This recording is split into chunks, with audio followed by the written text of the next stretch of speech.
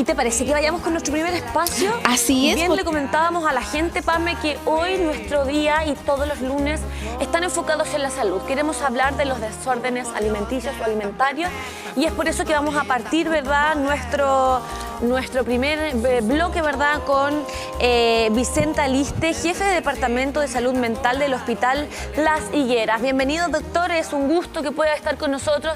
Sabemos que debe estar bastante ocupado ya a esta hora de la mañana, pero es muy positivo que tengamos la oportunidad de poder conversar con usted para justamente hablar de estos trastornos de conducta alimentaria. Bienvenido al matinal.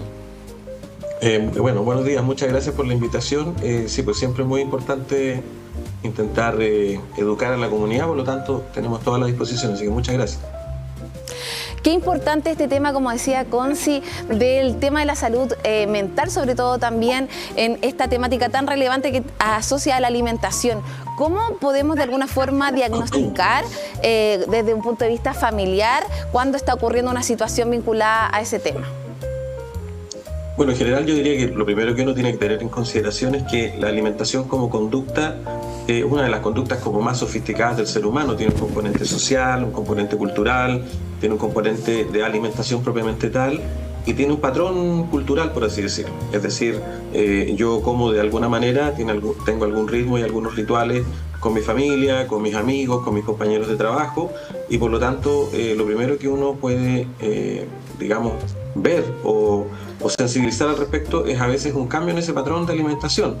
Básicamente, por ejemplo, reunirse menos con las personas, participar menos en esos rituales, en esos espacios y tiempos para alimentarse, alimentarse de una manera distinta a la que se alimentaba habitualmente y por lo tanto esa podría ser una primera observación que uno podría tener en su lugar específico en relación a la persona que tenga un problema con la conducta alimentaria. Otra observación podría ser cambios en los parámetros físicos externos, es decir, cambios, por ejemplo, en el peso, cambios en la figura corporal. También podría uno observar cambios en ciertos ritmos propios, la energía, la motivación de la actividad física, los cambios en los ritmos biológicos también pueden ser anticipatorios. Ahora, también uno debería considerar que en ciertas edades puede ser más habitual el problema de los trastornos de la conducta alimentaria, el desarrollo propiamente tal, por lo tanto eventualmente, por ejemplo, seguramente lo vamos a conversar, pero los padres, los profesores en los colegios también podrían estar atentos a ciertos cambios de los que les comento, digamos. Sí, doctor, si pudiésemos comentar hoy día, ¿cuáles son aquellos trastornos más comunes en nuestro país? Hablamos, por ejemplo, de bulimia, anorexia, pero ¿cuáles son probablemente, y si pudiésemos entregar las principales características de los desórdenes que con mayor, ¿verdad?, frecuencia se pueden ver en la región y a nivel país? Bueno, en general la tendencia, como varias patologías de salud mental, desgraciadamente en la sociedad actual es en alza. Tradicionalmente, en general, el concepto de trastorno de conducta alimentaria se habla de que afecta en términos generales, como vuelvo a decir, más a mujeres que a hombres y uno habla de que entre un rango, los distintos estudios hablan de rangos entre el 1 al 3% o el 3 al 5% de la población podría presentar trastornos de la conducta alimentaria, observándose, como les digo, más frecuentemente en mujeres, pero también, que es una de las cosas que preocupa a uno como profesional de salud mental, se puede presentar en hombres y habitualmente, justamente por una mirada de sesgo de género, puede pasar un poco más desapercibido. Ahora, de los trastornos de conducta alimentaria, en general hay algunos que se presentan en ciertas edades que tienen una mirada que pueden tener una perspectiva patológica con el desarrollo del tiempo, que hablamos, por ejemplo, como de la pica, que son las ingestas de sustancias que no son alimentos propiamente tal, que a veces desde el punto de vista del desarrollo más como de los niños se puede dar en cierta etapa y no puede constituir una patología, pero con el paso de los años y al llegar la adolescencia fundamentalmente puede transformarse en un tipo de trastorno de la conducta alimentaria. La ingesta de papel, la ingesta de pelo, la ingesta de elementos que no son alimentos propiamente tales. Otro trastorno que yo diría que es el más frecuente es el de la anorexia propiamente tal, donde hay en general un patrón de restricción de la comida, de la ingesta alimentaria. Otro trastorno que es tan común como este, pero que a veces es sostenido durante más tiempo en forma no tan visible por las personas, es la bulimia, en la cual la persona come y come más de lo habitual, pero tiende a tener conductas restrictivas o conductas, purgativas, mucho más como evidentes, los vómitos, por ejemplo, y otro tipo de conducta. Y en los últimos años ha tomado más fuerza y ya está incluido en los criterios diagnósticos actuales de los manuales que nos rigen a todos, digamos, para trabajar. Están los trastornos por atracones, que en el fondo son personas que comen más de lo habitual en periodos de tiempo más acotados, que lo hacen conscientemente, que se sienten muy mal al no tener el control de la ingesta y que se sienten muy mal posteriormente a la ingesta propiamente tal, y pueden desarrollar otros trastornos de salud mental en general. Esos son como la perspectiva, la panorámica de lo que es como los trastornos de la conducta alimentaria en el presente. Doctor, y de acuerdo a la información proporcionada por la Organización Mundial de la Salud, si no se aborda esto de manera temprana en la adolescencia, puede desencadenar distintos síntomas ya una vez en la edad adulta. ¿Cómo pudiéramos abordar esto de manera sistemática, tanto desde el punto de vista médico como también de la red familiar? O sea, efectivamente lo que dice usted es muy importante porque aparte de pensar en abordarlo, lo dramático de los trastornos de la conducta alimentaria es que tienen un gran porcentaje en el cual se pueden cronificar. En general estamos hablando que prácticamente la mitad de los trastornos de la conducta alimentaria se pueden cronificar con malas intervenciones o sin intervenciones terapéuticas integrales, y lo que es más trágico también es que hasta aproximadamente un 10% de las personas con trastornos de conducta alimentaria, en particular la anorexia, fallecen. Ahora, dentro de las subpoblaciones generales de personas con problemas de salud mental, el suicidio, por otro lado, es una manifestación frecuente de las personas con trastornos de conducta alimentaria. Por lo tanto, el pronóstico es de mucho cuidado.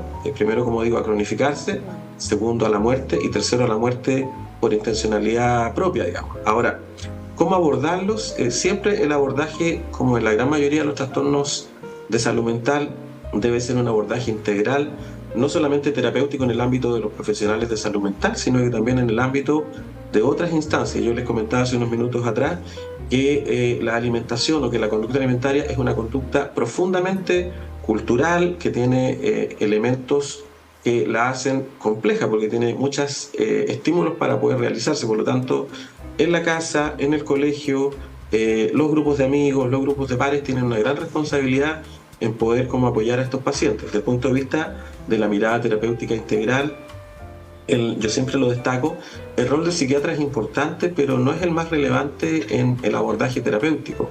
Lo mismo con respecto a los medicamentos. No existe un medicamento específico para ninguno de este tipo de alteraciones que tienen que ver con conciencia y conducta, y por lo tanto el rol de los psicoterapeutas, el rol de los psicólogos, el rol de los técnicos, el rol de las enfermeras, de los trabajadores sociales, haciendo un trabajo integral, integrándonos con otras especialidades médicas como nutrición, como endocrinología, como medicina interna en el área de lo cardiovascular, implican que uno tiene que desarrollar, por lo tanto, un plan de intervención global donde hay una participación de muchos profesionales y también de otras personas que son parte de los mundos particulares de los pacientes o las pacientes con trastornos de la conducta alimentaria. Sí, justamente hablemos de los mundos particulares. Creemos que es esencial que las familias formen parte de procesos como este.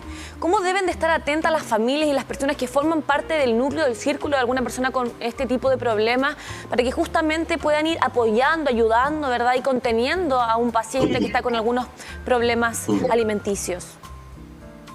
Bueno, en primer lugar, tratar como de retomar lo que hasta hace algunos años atrás probablemente me tocó a mí generacionalmente o a personas como ya de los 40, 50 años hacia arriba, que es como el ritual de reunirse con la familia para las comidas, para alimentarse, para almorzar, para tomar once, para cenar, y en general las 4 comidas durante los fines de semana.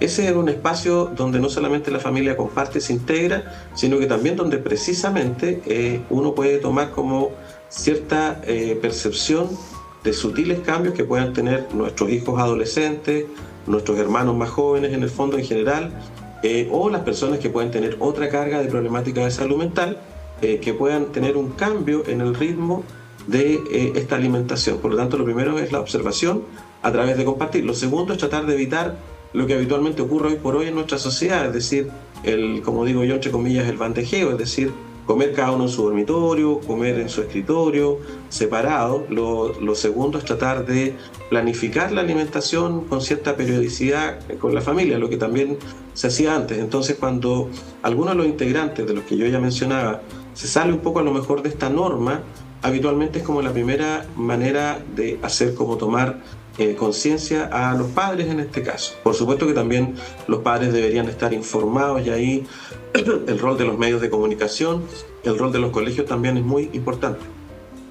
Y en ese contexto, cuando hablamos también de los medios de comunicación y sobre todo de la red familiar, ¿cuáles son los mitos que pueden estar vinculados a los temas de trastorno alimenticio y que sin duda afectan la salud mental de las personas que la padecen? Perdón, estoy un poco congestionado. Bueno, lo primero, a propósito de la sociedad actual y del nivel como de exitismo o de materialismo en la práctica, es como el ensalzamiento de ciertos patrones de figura corporal. Por lo tanto, ahí es donde de tanto en tanto caemos en complejidad todos los actores de la sociedad, es decir, ensalzar la figura delgada, ensalzar la figura que tiene un cierto canon de belleza más tradicional, y dejar como de lado un poco la normalidad de lo que somos en el promedio todos los integrantes de la sociedad. Yo creo que es como lo primero. Lo segundo es reiterar en campañas educativas que pueden ser muy estructuradas y muy como sofisticadas, pero también de manera como simple y coloquial, como lo estamos haciendo por ejemplo hoy día, de hablar del tema, de recordar lo importante que es cuidar, de lo importante que es asegurar la visión de la figura corporal sana, de lo importante que es integrar la actividad física de una manera natural en nuestros jóvenes para que incorporen el concepto de peso normal a través de lo que todos deberíamos controlar, lo que es básicamente una ingesta regulada, una actividad física proporcional, pero no otras variables que en el fondo empiezan a socializarse a través de algunos medios de comunicación y sobre todo las redes sociales, donde se validan otras estrategias para bajar de peso que empiezan a fomentar este tipo de conductas anómalas, digamos. Doctor, hoy día pueden haber personas viéndonos en vivo e indirecto para el matinal y justamente quizás están frente a problemas con algún cercano, algún familiar. ¿Cuál es el conducto regular y los pasos que debemos de seguir en caso de que estemos justamente frente a este problema? Siempre lo ideal es conversarlo con la persona de una manera lo más sutil, lo más empática, lo más, entre comillas, cariñosa posible. Nunca es muy buena política, por buena intención que uno tenga, como tomar literalmente o metafóricamente de la mano a la persona que yo creo que tiene un problema de salud mental y llevarlo como un poco obligado, porque se pierde lo más relevante de los tratamientos de salud mental, que es la voluntariedad y la concientización del problema. Por lo tanto, lo primero debería ser conversar lo más amigablemente que se pudiera con esta persona. En paralelo, buscar asesoría. Hay muchas plataformas serias donde uno puede acceder a orientación en línea. La plataforma del Ministerio de Salud, de sus distintos servicios de salud a lo largo del país, tiene varios enlaces relevantes. Por otro lado, también hay muchas instituciones que tienen también enlaces como para poder orientar y educar a la familia, para poder ayudar a una persona que potencialmente pudiera tener este tipo de problemática. Lo ideal es acceder directamente, una vez que ya como que se ha pasado esta etapa, a los centros de salud. Nuestra red pública, a pesar de todas sus precariedades y todas sus limitaciones, es una red que tiene una cobertura amplia a nivel nacional en lo público. Todos los centros de atención primaria, todos los CEFAM, tienen programas de salud mental donde los trastornos de la conducta alimentaria tienen un espacio para ser acogidos de forma integral por el médico a cargo del programa de salud mental, por el psicólogo que trabaja en el programa de salud mental, y se integran en un trabajo más unido con él o la nutricionista de ese centro de salud primario.